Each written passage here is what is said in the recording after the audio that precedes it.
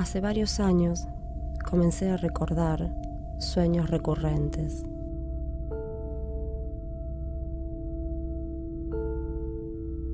Desde que nací, viví en muchas casas durante mi infancia. Con mi madre siempre nos mudábamos. Yo soñaba con todas esas casas en las que había vivido.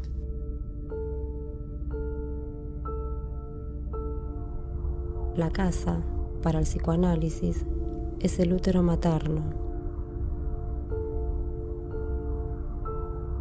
En mis sueños apareció una amiga que no podía quedar embarazada. Ella no menstruaba.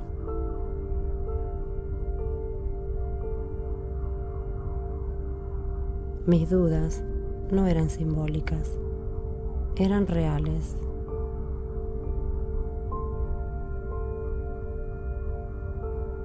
Descubrí que mi nombre no era mi nombre,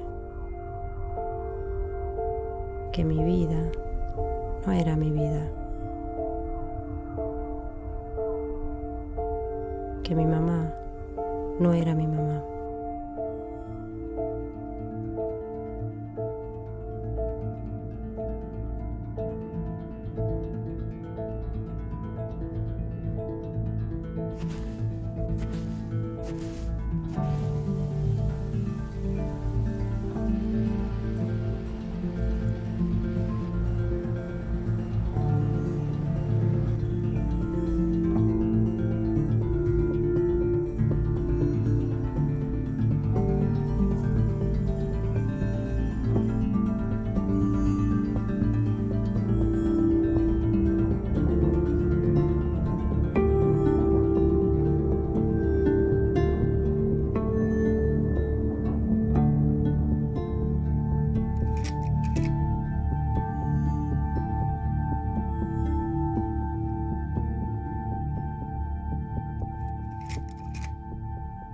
Los pobres han sido históricamente los proveedores de niños a la gente más rica.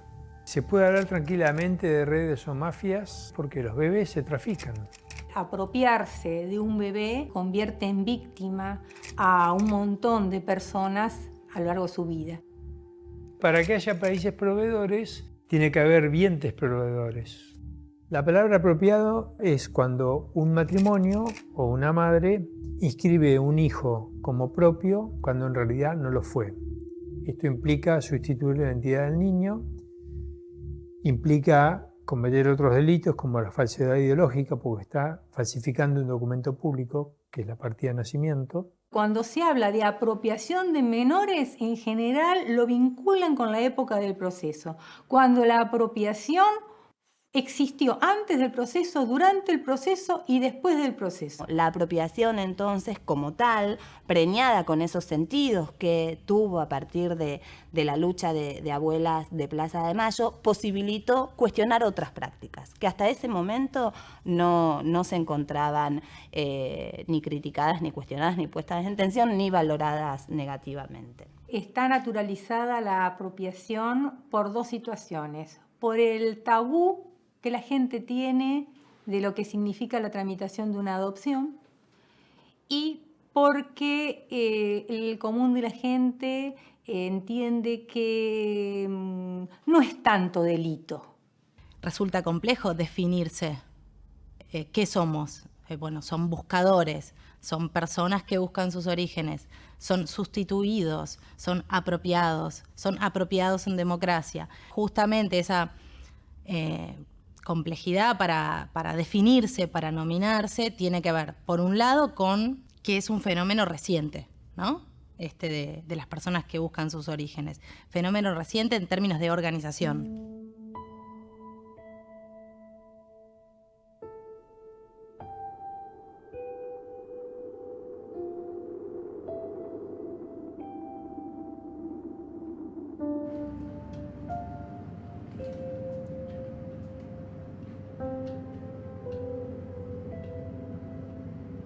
Es ist eine unglaubliche Geschichte. Die Norma Kenzig hat in den 70er Jahren in Argentinien Zwillingsbuben auf die Welt gebracht. Nach der Geburt sagen die Ärzte dazumal, dass einer der Zwillinge gestorben sei. Die Mutter spürt aber, ihr Kind lebt. Seit 1990 wohnt die gebürtige Argentinierin im appenzellischen Gais. Eine lebenslange Suche fängt an nach einem vermeintlich gestorbenen Sohn.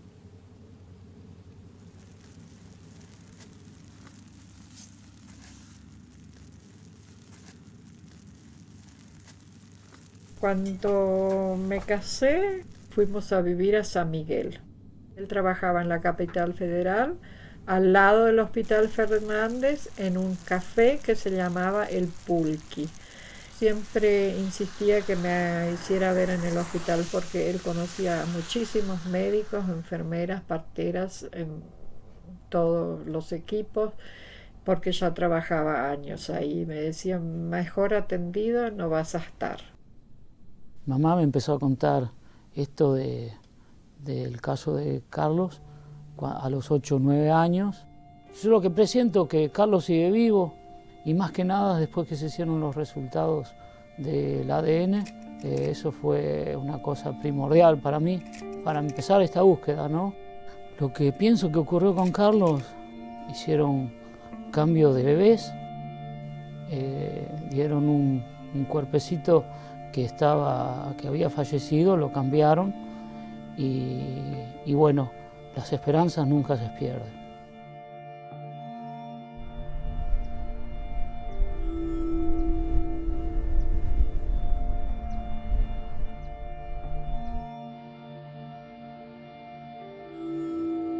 Después de mandar los análisis a América, Texas, después de 37 años, lo pude gritar al mundo entero que los restos que a mí me fueron dados en su momento no eran de mi hijo.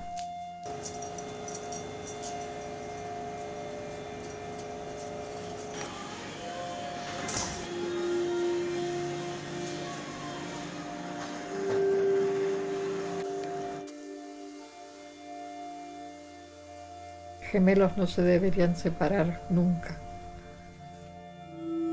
Su hermano también sufrió mucho en ese tiempo.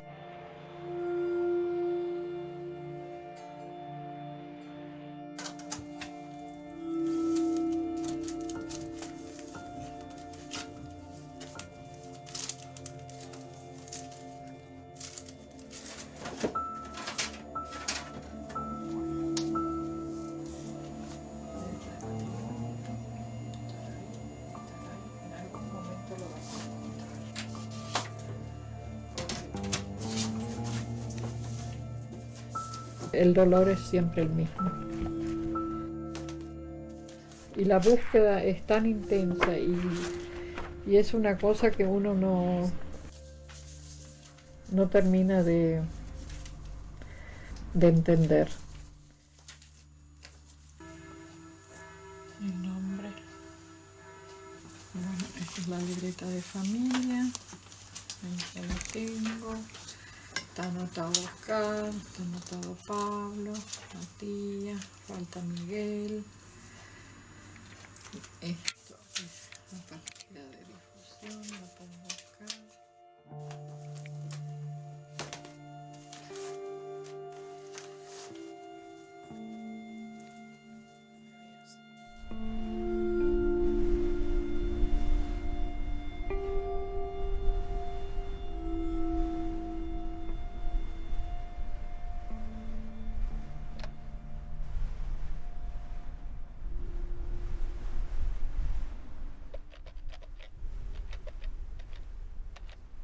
Hallo, Matthias, wie geht's? Ja, jetzt ist alles parat für die Reise nach Argentinien. Für die Suche nach Carlos, ja. Ja, wir müssen Hoffnung haben, Matti. Ja, wir haben schon mit der Mami geschwätzt. Danke, merci, ja. Also. Danke, ciao.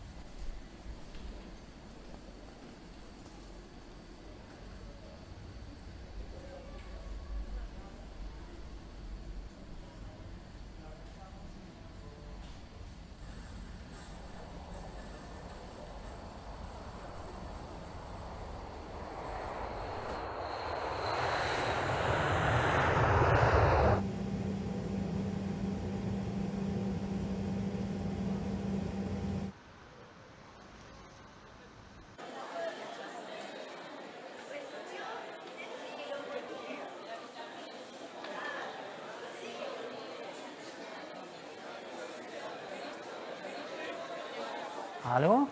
Hörst du mich? Jetzt hörst du mich besser. Ja, ich kann nur sagen, wir sind hier von der Schweizer Konsulat jetzt und ja, schauen wir mal, was weitergeht. Ja, also von außen haben wir können noch ein bisschen filmen, so. Aber jetzt hier innen nicht. Grüezi wohl. Wie geht's Ihnen? Der Zwillingsbruder bin ich am Suchen, hier in Argentinien jetzt.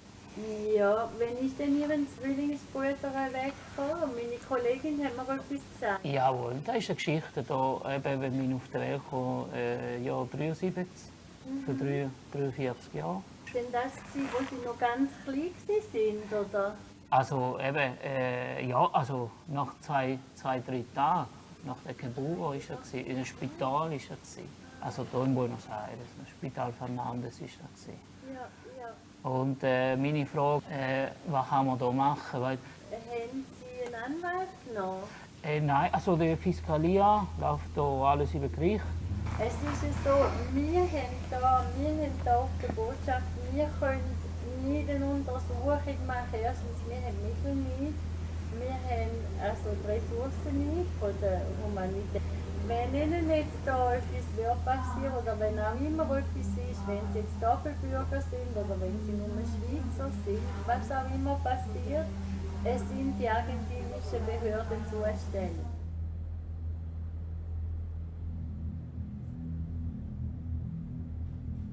Mis gemelos estaban en la incubadora. Fui a la incubadora y había un señor de traje y dos señores de fajina. Y entonces dijeron, ¿y usted quién es? Y yo dije, yo soy la madre de los mellizos. Entonces el del traje le dio orden a los dos como que revisaran el agua, que eso es lo que tendrían que hacer la canilla. Y yo me quedé mucho rato esperando hasta que salieran, porque total estaba con mis hijos. Y ellos, la cuestión que después insistieron que yo me vaya a dormir. Cuando me voy a la pieza, no escucho nada, que algo raro pasaba. Fui allá, la puerta estaba entreabierta, me metí para adentro, me cayó una toalla encima mío, no sé si me caí, no sé si me levantaron, no sé más nada. A las 6 o 7 de la mañana pegué un salto, me asusté. Lo primero que hice fui corriendo a la sala de los mellizos. Y cuando llegué allá había solo uno. Me agarró una desesperación, yo me volví loca. Vino una enfermera y me dice, pero señora, ¿qué está usted sorprendida? A nosotros nos dijeron que su hijo falleció anoche y que usted estaba junto. Y yo me quise morir. Dije, no, eso no es cierto. ¿Dónde está mi hijo? ¿Dónde está mi hijo? Y gritaba y nadie me podía hacer callar.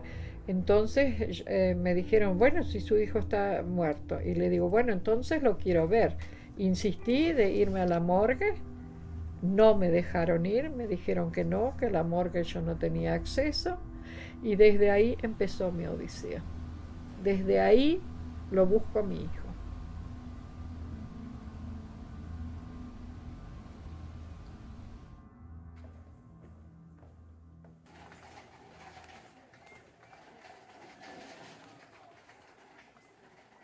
¿Qué necesita? Yo nací aquí en el Hospital Fernández en el 73 y estoy buscando a ver si hay alguna... No hay ninguna documentación. ¿No está? Hubo remodelaciones, si el nacimiento, está hablando de historia clínica, son de 10 años solamente. Si quieres que la nota, se la contestamos. ¿Por qué no hay...? No... Pasa que es así, cada 10 años por ley se tiran. Y una pregunta, yo tengo nombres de los doctores que me dieron a mí a luz. Todo eso lo tienen que mandar en un oficio y se lo va a responder, pero es como te digo, la información que ya no está, ¿viste?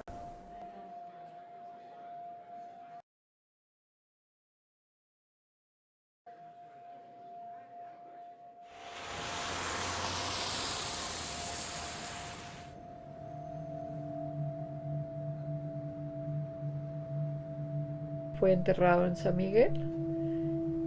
El sepulturero lo llevó y mi esposo quedaba esperando. Él hubiera sido la única persona que tenía posibilidad de verlo. No lo vio porque no se lo dejaron o él no lo quiso ver. Lo pregunté 1000 veces, pero él nunca me contestó. Pasaron los años.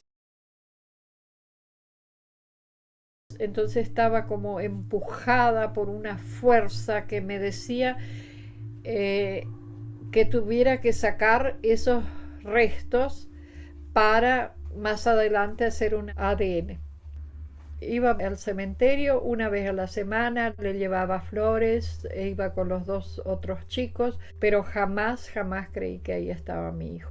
Entonces insistí con el cuidador de la parcela de esa parte del cementerio de San Miguel y que me dijera si yo podía levantar antes el cadáver.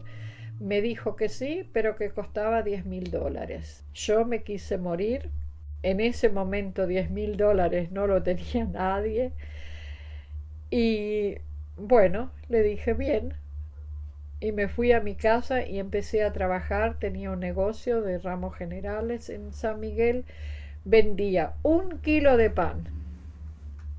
10 centavos de lo que sobraba eran 5 para al día siguiente volver a comprar el kilo de pan y los otros 5 iban a una alcancía donde yo iba a seguir buscando a mi hijo.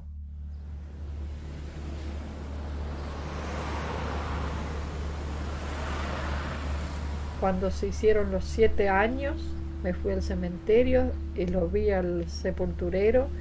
$10.000 le entregué. Él agarró los $10.000, se fue con ese dinero y dijo: quédese acá, cállese la boca, usted no sabe nada y me espera acá. Lo desenterramos, lo pusimos en un nicho. Pasaron muchos años, fui a la Argentina a buscar esos sobrerestos, pero los traje de contrabando. Pero a mí no me importaban, eran míos, eran de mi hijo, supuestamente, así que yo me los traje.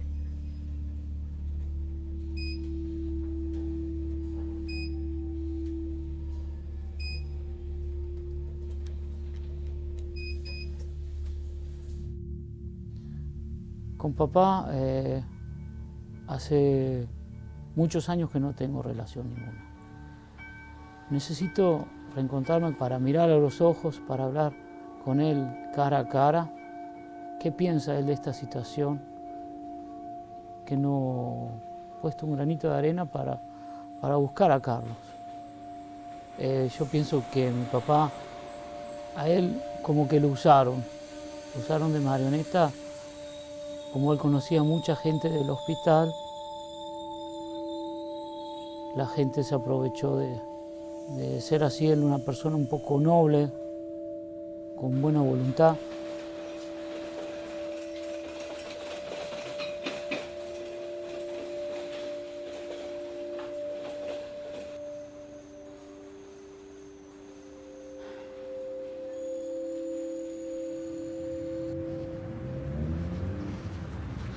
¿Cómo andas, papá? La señora de... ¿Bien? Acá. ¿Cómo te va? ¿Salieron los chicos? ¿Hablaron ahí los chicos algo? Sí. Bueno, no importa. Todo bien. ¿Estás gordo? Y poquito. No te conocí. No te conocí. ¿No? Bueno. ¿Cómo andas? Poco veo así. ¿Sí? Bueno, ¿está hace rato? No, sí, 10 minutos hace que estoy acá. Ah, bueno.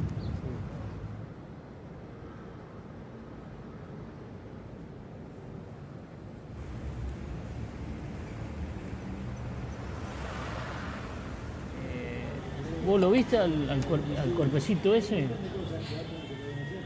O no sé, algo así. ¿Cómo pasó? Yo no me acuerdo si lo vi. Con el cagazo que yo tenía. Y a ver, el chico. Con el cagazo, yo no me acuerdo. La verdad que no me acuerdo. Con el susto que tenía yo. No me acuerdo si yo lo vi. No te acordás si lo viste, eso. Bueno, qué sé. Aparte, ¿cuántos años tenemos? 43 años. 43. 43 años. Yo no me acuerdo si yo lo vi. ¿Pensás que lo robaron? No, yo no creo que me hayan hecho esas cosas. A mí sí me conocían los médicos a mí. Pero los análisis dicen que el 99,9% que no es. ¿Y qué querés que te diga yo? Yo no tenía mucha confianza, era muy amigo del doctor mío. O sea, mío. Me conocía, por eso lo entendía la mami. Creo que me hayan hecho a mí eso. Nunca se sabe. Papá, una pregunta. ¿Me podés dar la dirección? Me gustaría ir a conocerla, esta hermanastra que tenemos. Yo no la conozco todavía. Me dijo que no te ve. ¿Está bien? Ah, bueno, está bien.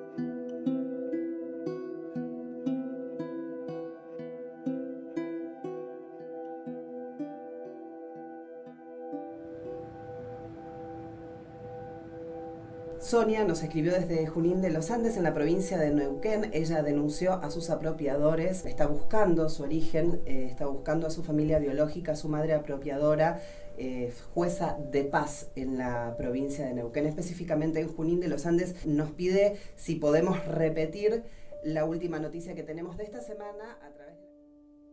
Cuando yo tenía unos 6 años, le pregunté a Clara, la persona que me crió, yo me llamo así por ella, si mis piernas eran parecidas a las de Lidia. Clara me dijo, no, las tuyas son más lindas que las de Lidia. Estaba convencida que cuando buscaba algún parecido con alguien de la familia, o a quién se parecen estos ojos, esta nariz, esta boca, tenía que ver con quién podía haber sido mi padre biológico, al que nunca conocí. Y como siempre entendí que esa persona no había querido tener hijos y no había querido saber nada de mí, no tenía ni siquiera rencor. Yo crecí convencida que mi mamá había muerto cuando yo tenía 1 año, pero mi recuerdo inmediato es que siempre le dije mamá a quien era la madre de ella, o sea, quien vendría a ser mi abuela. Nunca hice mayores preguntas porque era una historia que me cerró desde chica y porque me la dijeron muy concretamente. Tu mamá era madre soltera. A mí esa historia me cerró, como a cualquier niño muy chiquito le cuentan algo los adultos y uno le cree, ¿no?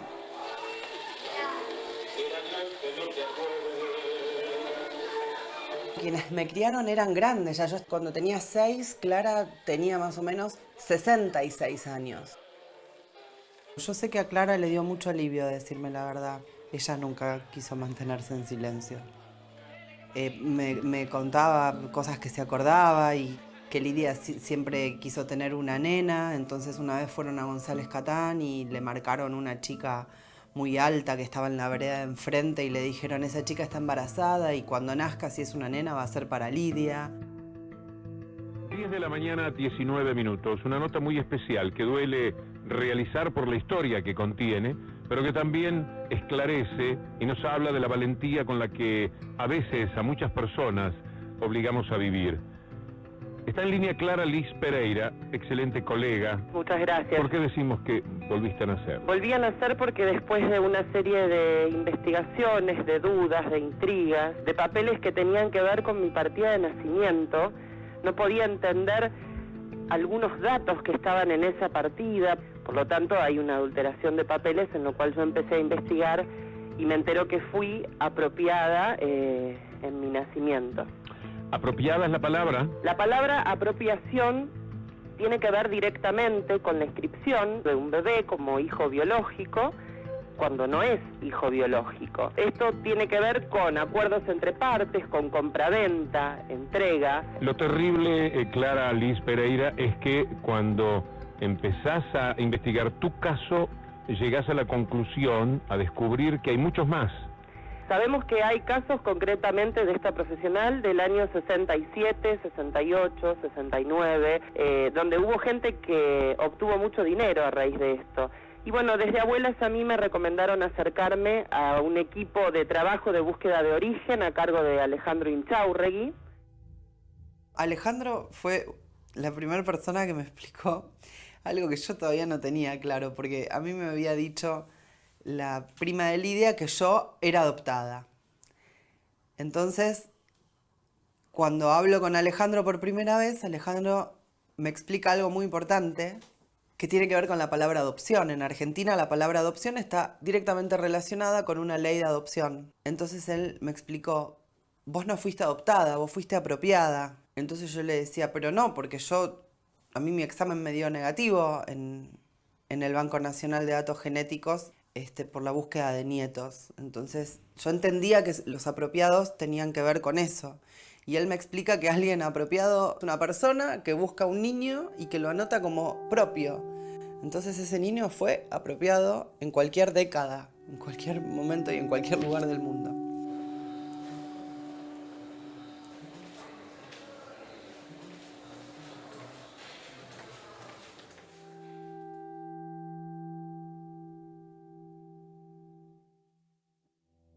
Empecé a buscar la posibilidad de alguien que me pudiera dar una información certera.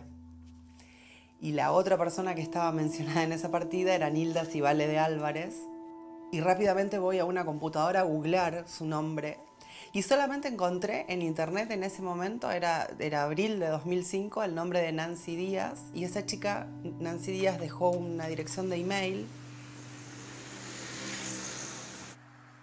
Cuando recibí el mail de Clara, estaba trabajando. Primero me asustó un poco. No esperaba recibir un mail de alguien que me dijera que estaba en la misma situación que yo, con la misma persona, con la misma partera. Me costó bastante concretar el encuentro porque, no sé, como que me daba medio miedo. Decía, tengo que ir a un lugar público porque no la conozco, no sé si me puede pasar algo, si es alguien que me pueda hacer daño, si es verdad lo que escribió esta chica. Cuando Clara me propuso encontrarnos, lo primero que pensé fue, no estoy sola, hay otras personas. Y nos encontramos en el patio de comidas de un shopping. Y nos miramos, levantamos, nos mostramos las partidas de nacimiento y eran idénticas. Nos coincidían todos los datos, desde la funcionaria que firmó en el registro civil, la partera, todo. Pero nunca imaginé que fuera de la dimensión que es. Incluso hay gente de muchos años antes y de muchos años después. Fue raro porque no nos conocíamos, no sabíamos nada de la otra, pero sin embargo teníamos una conexión. Las dos habíamos sido entregadas por la misma persona. Y a los meses ella me cuenta que había recibido un mail de Patricia Uriondo. Cuando empecé a conocer a las chicas, empezaron a aparecer más casos. Me sorprendió, pensé que una persona no podía tratarnos a nosotros, a seres humanos, como un negocio. Que éramos una mercancía, una cosa, que no le importaba nada, solamente le importaba vendernos. Cuando yo me entero de mi apropiación y en la partida de nacimiento figura la obstétrica, entonces empiezo a buscar en aquel momento por las guías de teléfono. Una amiga se contacta con ella y le da a entender como que yo estaba embarazada y me quería hacer un aborto. Nos citó en González Catán, me mira y ve que no tengo panza. Y me dice, bueno, ¿por qué venís? Le empiezo a mostrar fotos. Cuando ve a mi papá era su oficial mayor de la Policía Federal retirado, se tira para atrás y dice: no me vengas a hacer quilombo ahora, que yo no tengo nada que ver. Los reconoció, yo llevé fotos de más o menos la época en que yo había nacido. Empezaron a pasar personas con cara de no muy buenos amigos por detrás de ella. Entonces mi amiga me dice: vamos.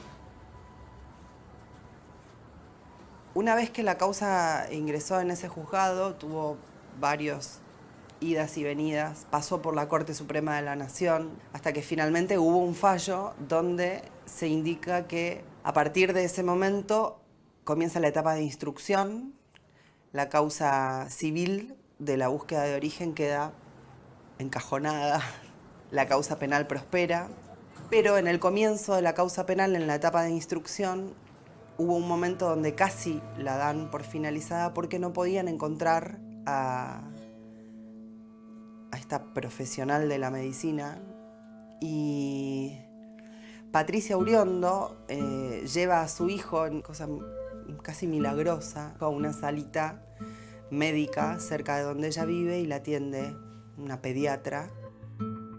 Entonces le digo: mira, estoy tratando de ubicar a Nilda Civale de Álvarez. Y agarra y me dice: sí, aguardame un segundito, yo soy la mejor amiga de la hija, que también es obstetra. Se contacta conmigo y a cada rato me repetía: ¿vos sos Nancy Díaz? Yo le decía que no era, y a cada rato me repetía que era lo que quería. Yo le decía solamente que lo que quería es conocer mi identidad, que yo tenía derecho de saber mi identidad biológica.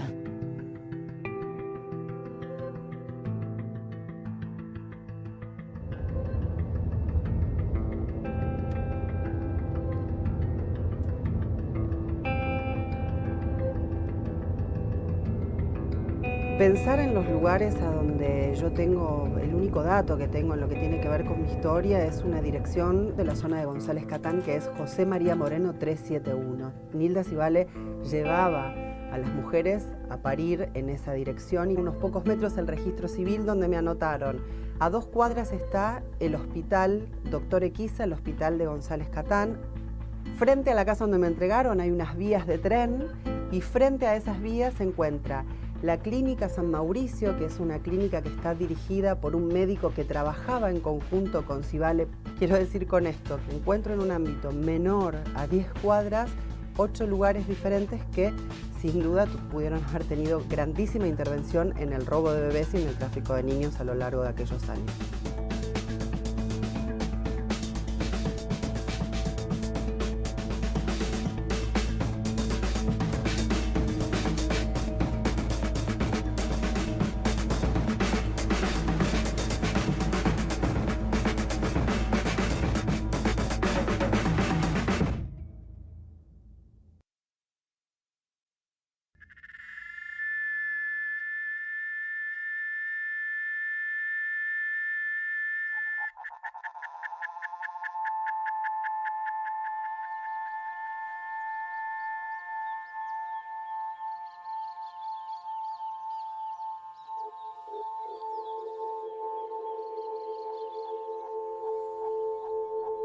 Bransen era un pueblo.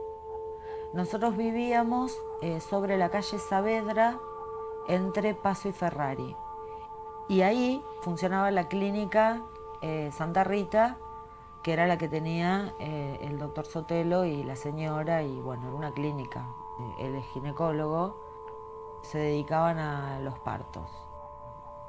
La familia era, bueno, Osvaldo Antonio Sotelo, Nora Yolanda Ruiz, un hermano, Julio Osvaldo Sotelo.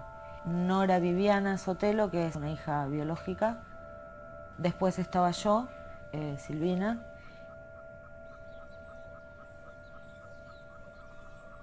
Una vez vino el sacerdote de ese momento, el padre Pedro, con una señora de la iglesia y una señora que hablaba inglés, que era norteamericana.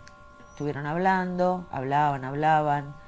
El sacerdote hacía de traductor. Pasó la cena, todo normal, Y como a la semana, esa señora vuelve, esta vez sin el sacerdote, viene con otra persona más y viene con 2 nenes. Y estaban en el comedor diario, charlando, tomando café, y estaban esperando, hasta que llegó Osvaldo con otra persona y trajeron un bebé, que era el bebé que se llevaba la señora. Yo lo vi como algo natural en ese momento, porque era lo más normal. No era algo que estaba oculto, sino que por lo visto lo sabía todo el mundo. Hoy lo pienso. ¿Cómo llega una persona norteamericana a un pueblo a buscar un bebé? O sea, ¿cómo llega? Pasaban cosas que eran raras respecto de la actividad que tenían ellos en la clínica y como médicos y como profesionales del pueblo. Después me doy cuenta de lo que significaba todo ese tipo de cosas. Pero, por ejemplo, llegaba a la casa de la escuela y había un bebé en un Moisés en la cocina. Le decía, ay mamá, vamos a tener un bebé. Y ella me decía, no, va a estar acá unos días hasta que la mamá lo venga a buscar. Y el bebé estaba 1 o 2 días hasta que venía la mamá y lo buscaba. Me parecía lo más normal del mundo. O sea, la mamá venía a buscar al bebé. O sea, eso era lo que ellos hacían. ¿Se entiende? El primer recuerdo de la infancia que tengo es una discusión. Estaban con la puerta cerrada, yo estaba en el cuarto de al lado y gritaban. Entonces Nora, que supuestamente es mi mamá, le decía a él, Osvaldo, decime por qué trajiste a esa chica a vivir a esta casa. Y ella le dijo, a los gritos también, que no la quiero en mi casa, llévatela, no la quiero más acá, llévatela. Y él le decía que no lo podía hacer, que eso ya no se puede hacer, que ya te lo dije, que eso no se puede hacer. Y bueno, dio un portazo, se fue, dio otro portazo, se fue, quedó todo así en silencio. Yo escuchaba de mi cuarto que Nora estaba en el cuarto llorando. Y entonces me acerqué a la puerta y le dije, mami, ¿estás bien? Le pregunté. Y ella ahí fue que me dijo que me fuera, que no me acercara, que le arruinaba la vida, que me fuera de ahí y que no me quería ver más.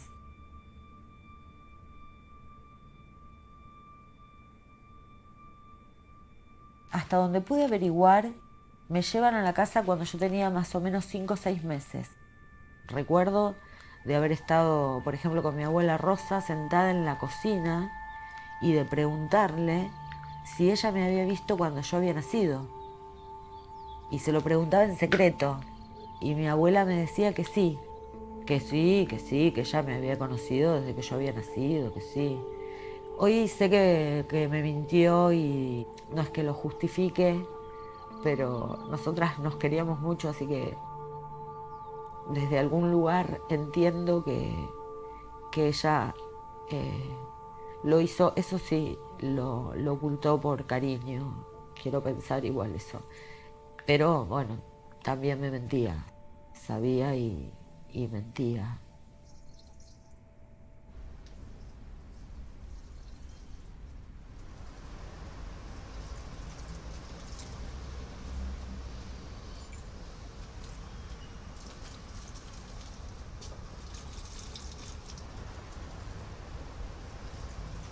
Durante muchos años se reemplazó una historia de origen verdadera por una mentira.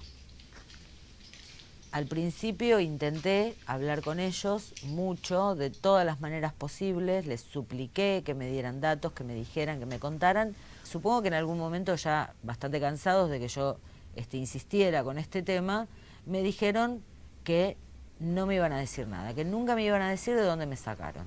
Fue lo que hizo que yo reaccionara y que decidiera puntualmente recurrir a la ayuda de un profesional, en este caso un abogado. Lo único que contaron por escrito es que la imposibilidad de tener otros hijos hizo que se contactaran con una partera. Les comenta de una señora que estaba embarazada y que ese embarazo fue producto de una infidelidad. Entonces, la condición que le había puesto el esposo para que ella regresara a la casa era que se deshiciera de la criatura.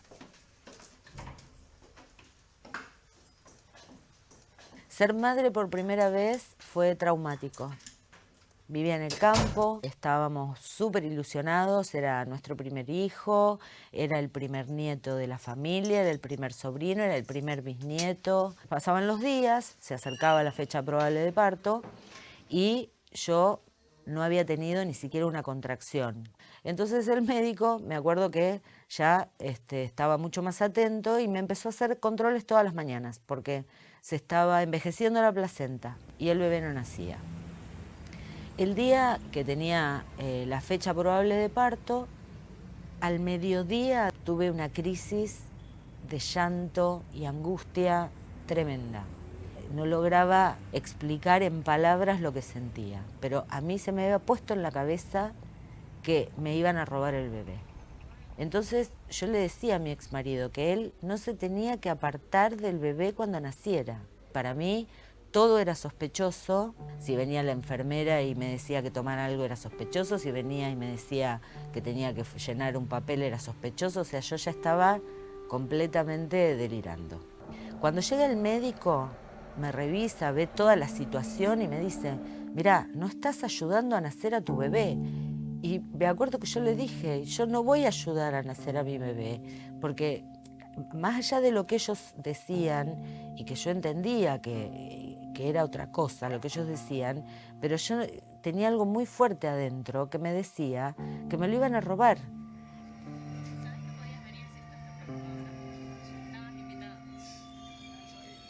Muchos años después entendí que yo, en el momento de dar a luz a mi primer hijo, reviví mi propio nacimiento.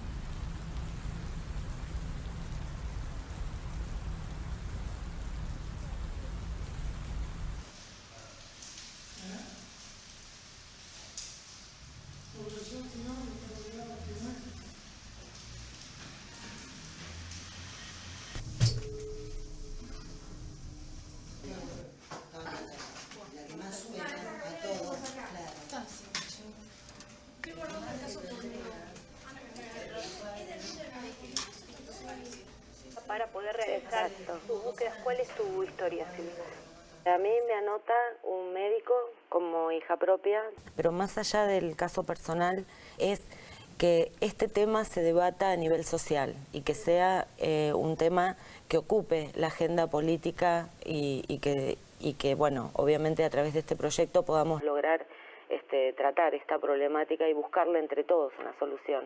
Estamos hablando de 3 millones de personas en la República Argentina que estarían en no esta sabemos situación, exactamente, ¿no? Es una estimación que se ha hecho Claro. a través del tiempo, pero se habla de que casi 3 millones de personas. Y yo siempre digo que no menos de 5 llamados por día se reciben. Así que imagínate, si en 5 años 5 llamados por día, la cantidad de gente que se ha acercado para consultar y saber qué poder hacer con estas búsquedas.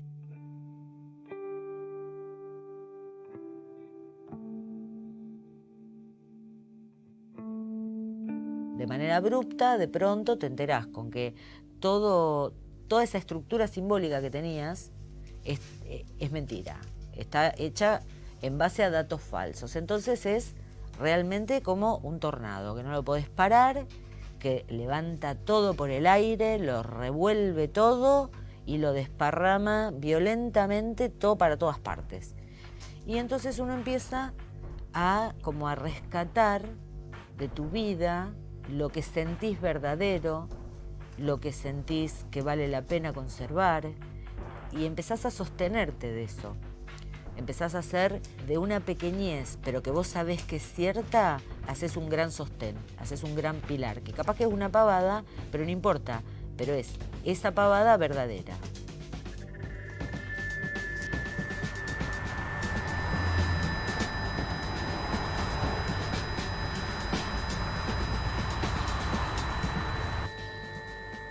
Respecto de toda mi historia personal, había como una cuestión de que todo se daba en el barrio.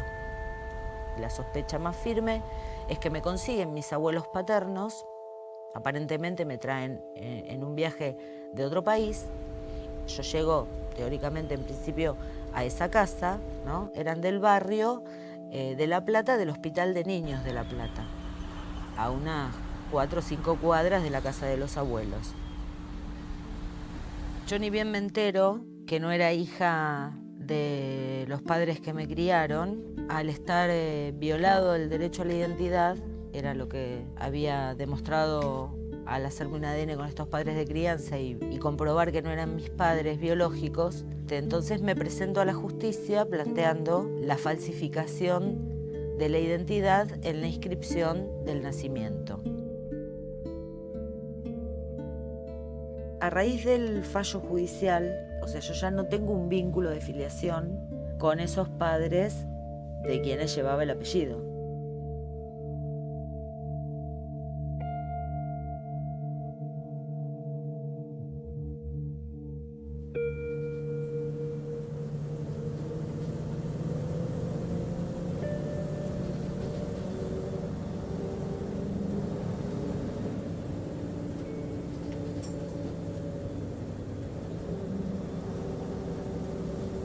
Habíamos anunciado que hoy íbamos a tener un programa especial, muy especial.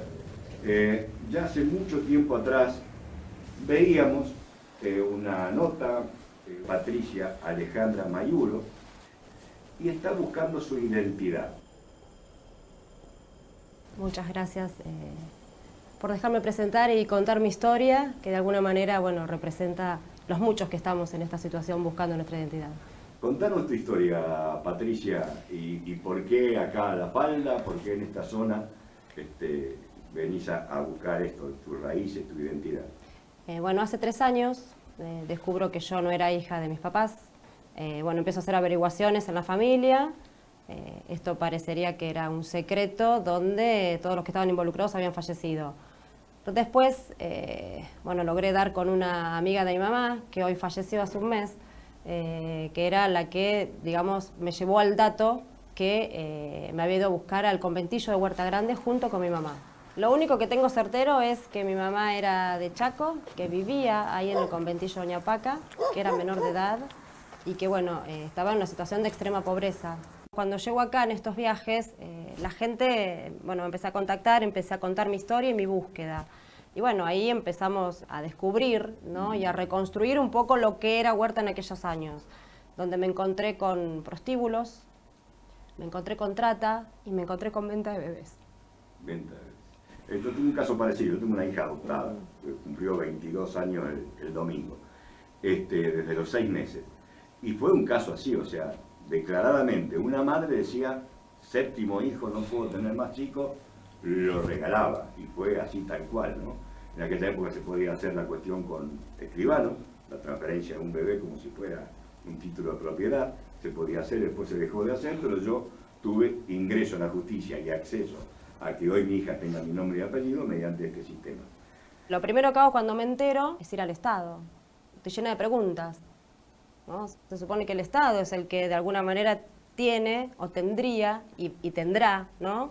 Que hacerse cargo de esto, porque mis papás me anotan como hija biológica de ellos, con 2 testigos en el registro civil de Cosquín, donde yo logré comunicarme con la jueza, y en aquel momento ella me dijo que mi papá, como era parto en domicilio, tendría que haber llevado, de alguna manera, algún certificado de algún médico. Entonces yo le pregunté dónde está la constancia de ese certificado de nacimiento del médico. Me dijo, no, seguramente yo lo vi y se lo devolví a tu papá. Le digo, pero jueza, le digo. Muy livianito, ¿no? ¿Vos dudás que haya sido así, que por ahí hubo una contraprestación, o sea, que te compraron?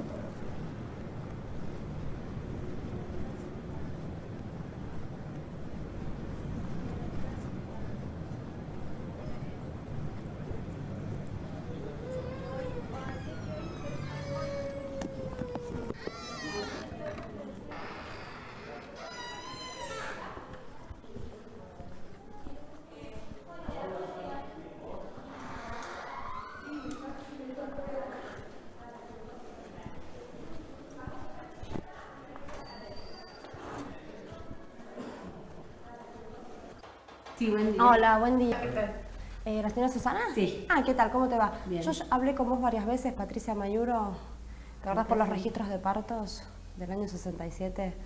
Para ver qué posibilidades hay. Ah, no, y después nos volvemos a hablar, a ver. Sí, varias veces hablamos. Sí. Dale. ¿Era de Buenos Aires? ¿Vos eres de Buenos Aires? Sos de Buenos- y habías Sí, venido. Vine muchas veces. Bueno, Este es mi séptimo viaje. Claro, porque te cuento. Decime. Inclusive lo vimos juntos. Vos estuviste buscando con la persona de estadística registros del año 67 que no hemos encontrado nada. Sí, no está bien. Claro, porque hay un archivo acá. Lo que pasa es que nosotros hace 4 años que estamos acá. Las gestiones anteriores, no sé qué hicieron con el archivo, lo pusieron porque también sufrimos el hospital tuvo una inundación, se perdió archivo, ¿viste? Yo creo que te había mandado al registro civil, porque del año 67 ahora ya nosotros no tenemos nada. Que ellos guardaban creo que los últimos 15, 20 años. Sí, perdón. El doctor Vecino fue Ah, director ¿qué de- tal? Encantado. Vienen buscando registros del año 67 que yo había hablado en una oportunidad con vos que no se, viste que no están Sí. los archivos y nosotros tampoco estábamos. Sí, de ese año hay muchas cosas que se perdieron porque Por ese archivo inundaciones. estaba en un lugar que hace unos años atrás se inundó. Cuando nosotros vinimos hace 4 años al hospital nos encontramos con ese archivo y un montón de historias clínicas y archivos ilegibles, Que se han todos perdido. mojados, y se hizo un acta y se desecharon porque no hay forma de recuperarlos. ¿Sabe por qué? Porque, a ver, somos muchos los que estamos buscando nuestra identidad. Y cuando se van a los hospitales siempre se quemaron, se inundaron, se perdieron. Lo que podemos hacer es contactarla con quién era la partera de esa época, que es la esposa de...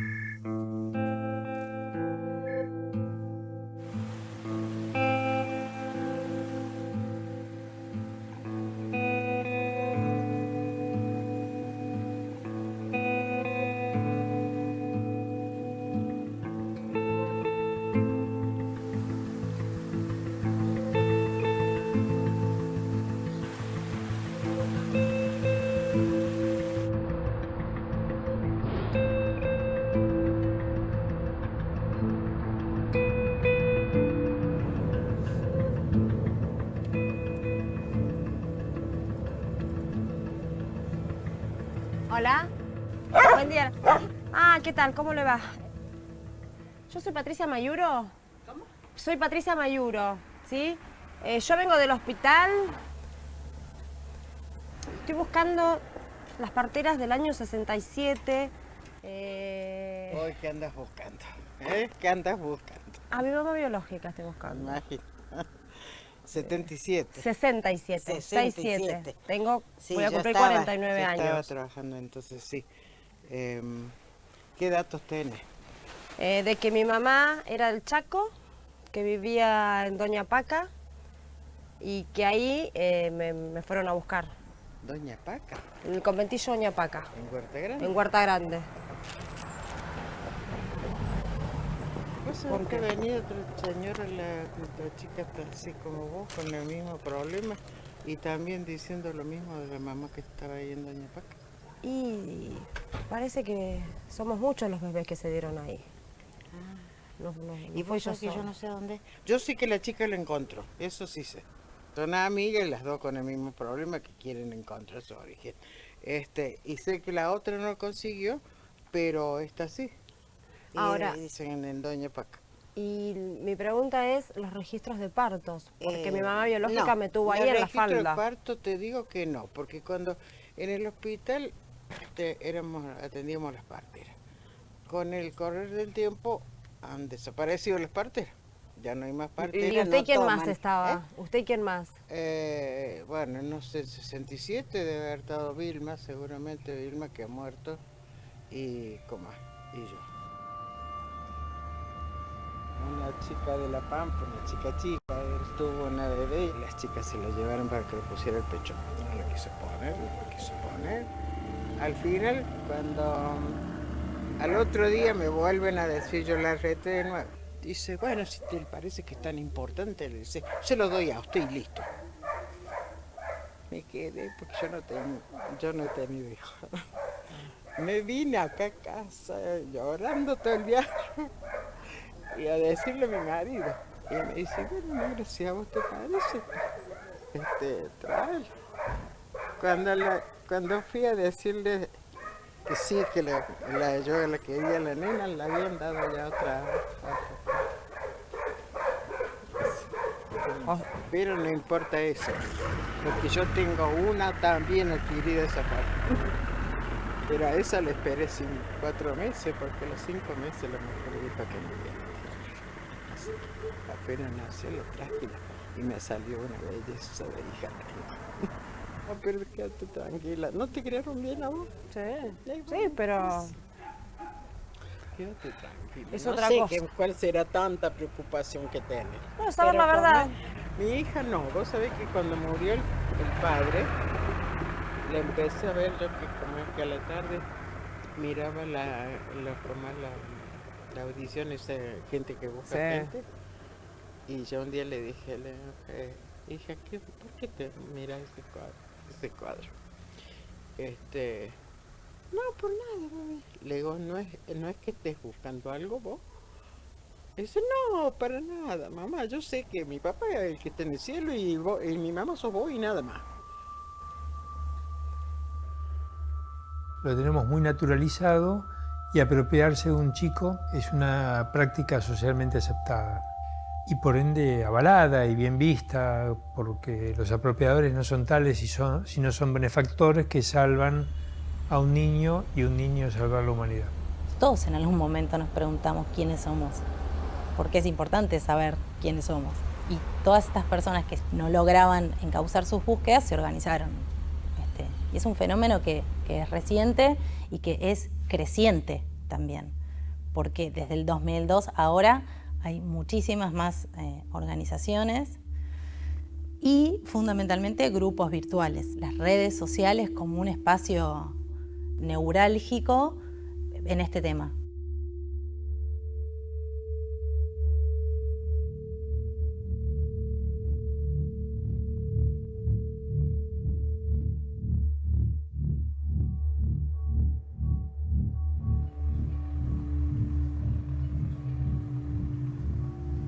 El rol de la Iglesia, particularmente de diferentes órdenes religiosas, institutos y hogares destinados a menores de la Sociedad de Beneficencia, ¿no? Sociedad de Beneficencia porteña, pero que también tenemos que tener en cuenta, existieron este tipo de sociedades de damas benefactoras en las distintas ciudades de nuestro país. Por ejemplo, acá en La Plata, el arzobispo Monseñor Antonio José Plaza, que era en 1976 el arzobispo, creó en septiembre de 1976 un equipo de adopción donde el listado de matrimonios de pretensos adoptantes eran feligreses de la diócesis con un perfil ideológico determinado, digamos, ¿no? En este campo, las prácticas de estas órdenes religiosas legitimaron y justificaron muchas veces esta idea de hacer el bien, ¿no? a esos niños. Y también sucedía que tenían una casa, que yo le llamo de engorde, donde las jóvenes embarazadas en estado de gran vulnerabilidad eran hospedadas a la espera que se sucediera el parto, y una vez que se sucedía el parto, los niños eran entregados a los matrimonios pretensos de ese listado. Desde el Estado no hay ninguna estadística de cuántas personas buscan sus orígenes. Algunas organizaciones sostienen que son millones, otras dicen que son miles, y me parece que eso justamente está hablando de que este es un problema que se está construyendo, ¿no?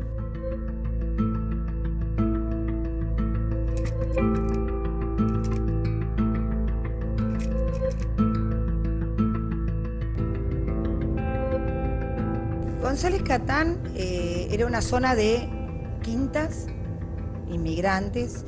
La gente llegaba como podía.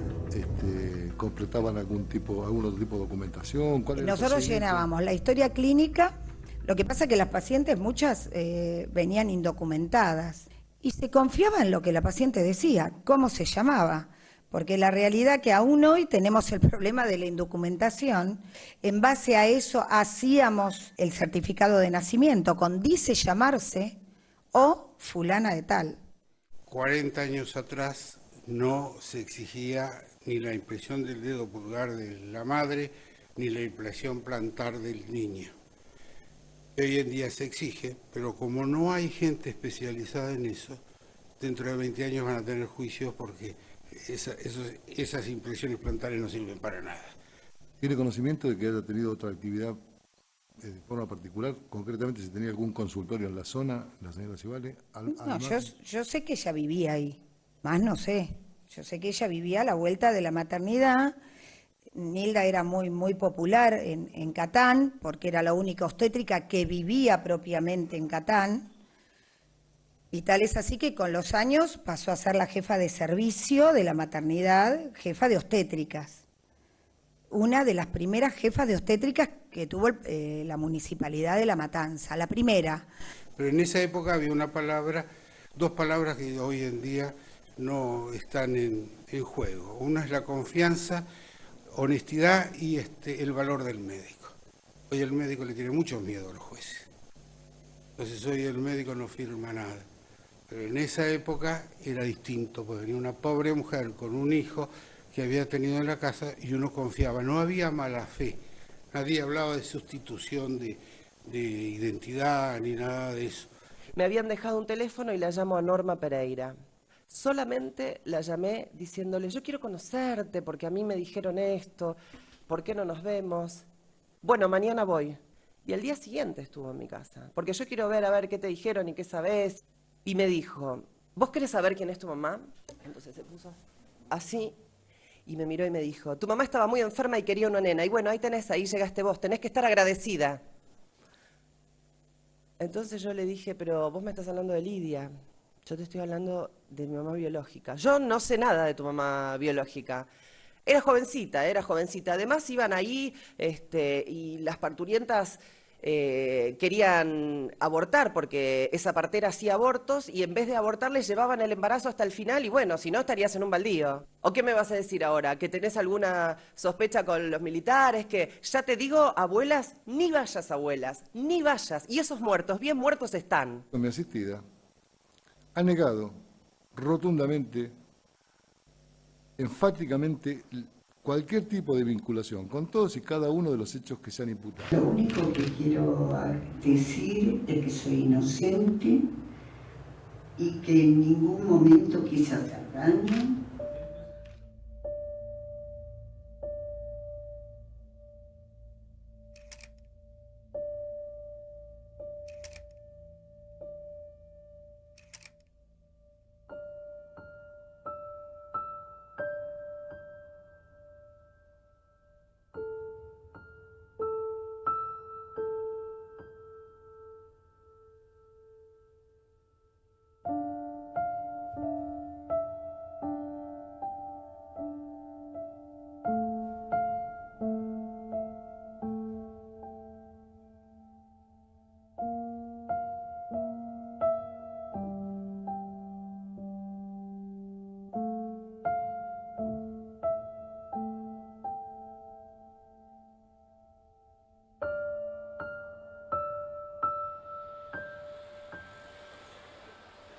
Yo me entero de mi media hermana hace 10 años.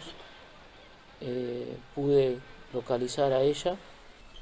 Quedé a encontrarme con mi hermana después, 2 días más tarde.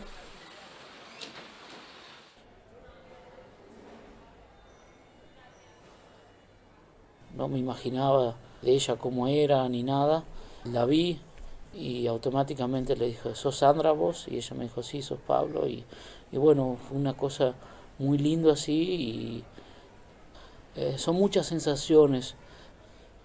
Estoy en la búsqueda de Carlos y ahora de repente encontrar a mi hermana es tapar un poquito ese vacío que me falta de mi hermano. No me puedo imaginar lo que puede ser con Carlos.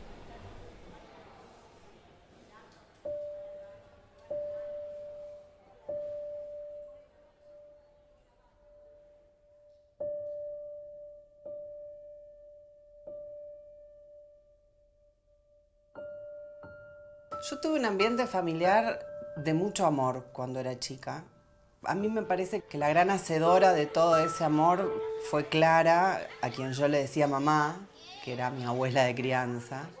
Ella me enseñó a vivir y a disfrutar cada minuto con las cosas más simples de la vida, y así yo sigo viviendo, de esa manera como me criaron. Yo volvería a vivir mi infancia otra vez, igualita.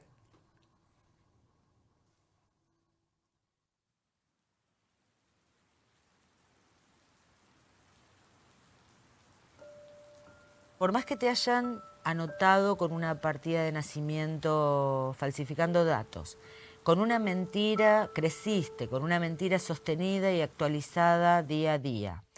Y luego hay algo, algún indicio, algo que está latente, que está como esperando salir hasta que sale, y algo de esa verdad se empieza a revelar. Lo que cambia, en definitiva, es toda tu estructura simbólica. Porque vos ya sabés algo, ya no podés volver al no saber.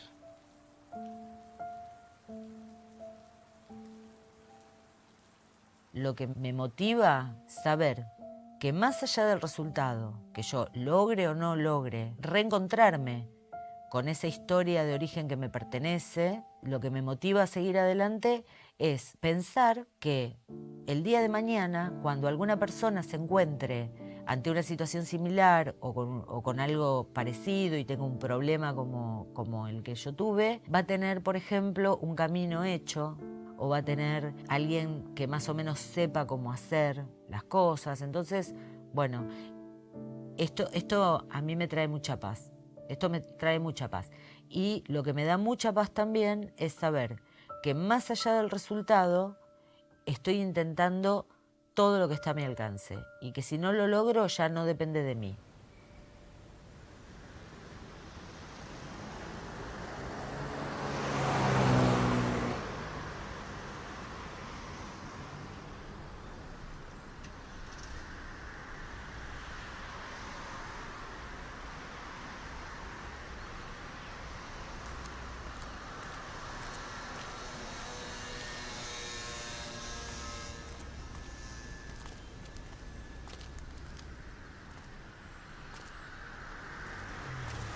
Doña Paca se entraba de aquella esquina, la puerta, esa era una puerta blanca. Esa puerta también es nueva. ¿Y de dónde se entraba? Se entraba por acá. Ah, por acá. Que era tierra. Ah, era tierra. Era tierra. Y todo eso está tal cual. Está tal cual. Esta sería la primera y esa sería la segunda habitación. Hay modificaciones porque ahí donde está esa ventanita, ahí había una puerta. Acá sí se ve. Ah, esa sería la segunda. Claro. Entonces esta sería una, dos, ahí hay otra más, tres y ahí había otra allá. Que también claro. Cerrada. Sí, son sí. 4. 1, 2, 3, 4, claro. Porque ahí había otra más. Acá. Claro, con lo que se ve ya roto. Claro. Y había un aljibe. Un aljibe, el aljibe son sí. 4. Y, digamos, acá serían la segunda habitación, porque a mí lo que me cuenta la señora que me viene a buscar, dice que cuando entraba era una puertita chiquita y la pieza era muy chiquitita, con un catre y había una cocinita detrás. Y esta sería una, y ahí pegado eso sería la otra. Sería esta. Esta es una y acá se nota la puerta. Claro, acá. Esta era la segunda puerta. O sea que de acá me vienen a buscar a mí. Mi mamá vivía acá.